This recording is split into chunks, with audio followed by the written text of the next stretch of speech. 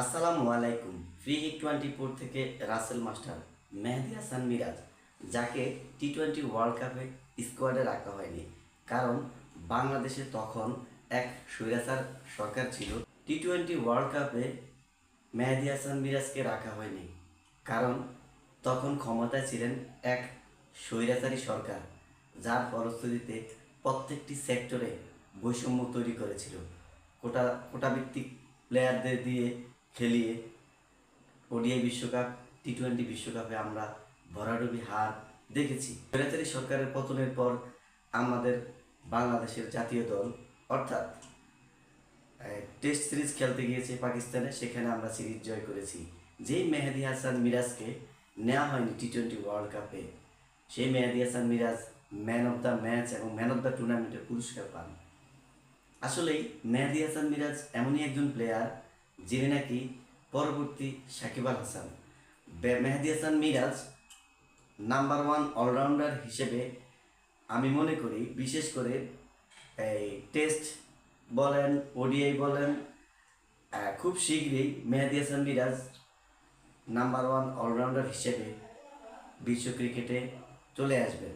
যদিও টেস্টে তিনি সপ্তমে রয়েছেন, আশা করি তিনি যদি আরও 2-1 ধাপ উপরে খেলেন, 2-4টি ম্যাচ খেললেই আশা করব, বা যদি বাংলাদেশ জয়লাভ করে তিনি ভালো করেন, আশা করি মেহেদী হাসান মিরাজ টেস্টে খুব শীঘ্রই তিনি নাম্বার 1 অলরাউন্ডারের তালিকায় চলে আসবেন।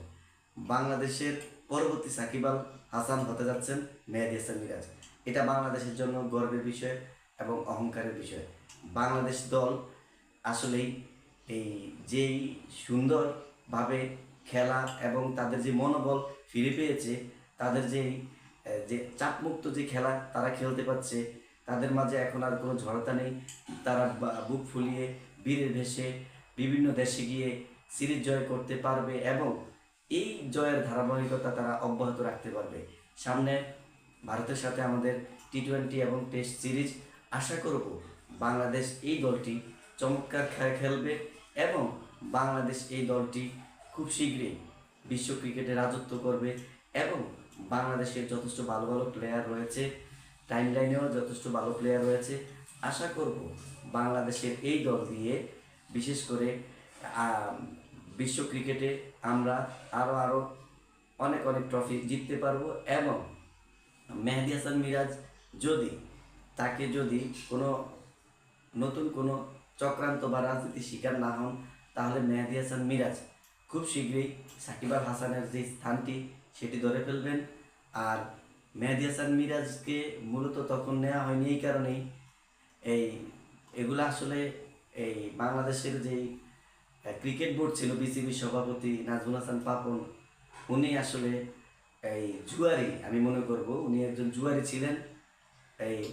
বিভিন্ন প্লেয়ারদেরকে না নিয়ে তিনি ফিক্সিং করতেন এবং ক্রিকেট বোর্ডে যারা ছিলেন সংশ্লিষ্ট তৎকালীন সময়ে বা এখনও 2-1 জন রয়েছেন, তাদেরকে অতি শীঘ্রই বাদ দিয়ে নতুনভাবে বিসিবির কমিটি সাজানো হোক এবং এই যে প্লেয়ারদেরকে না নিয়ে শুধু ম্যাচে খেলে ফিক্সিং করলেই ফিক্সিং হয় না, না নিয়ে অর্থাৎ ফর্মে থাকা প্লেয়ারদেরকে যদি না নেওয়া হয়, সেখানেও কিন্তু ফিক্সিংয়ের একটা আভাস লক্ষ্য করা যায়।